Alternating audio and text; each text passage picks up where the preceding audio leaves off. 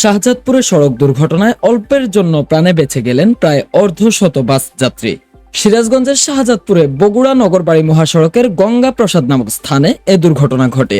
শুক্রবার বেলা 11টায় পাবনা থেকে ছেড়ে আসা ঢাকাগামী হৃদয় স্বপ্নিল নামক একটি যাত্রীবাহী বাসে বালু বোঝাই ট্রাক সামনে থেকে ধাক্কা দিলে বাসটি লাইনচ্যুত হয়ে যায়।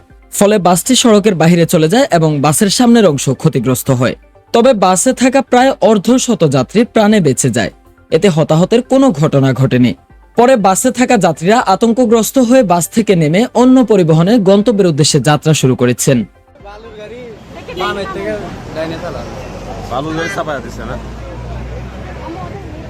এই গাড়িটা যখন বালুর গাড়ির সামনে এলো, আমরা এখানে আসি বরিশালে যাত্রী তুলে দেবো লিজা গাড়িতে।